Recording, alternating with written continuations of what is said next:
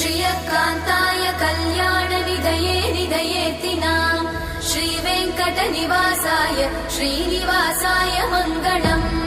लक्ष्मी सविभ्रमालोकसुभ्रूविभ्रमचक्षुषे चक्षुषे सर्वलोकानां वेङ्कटेशाय मङ्गलम्।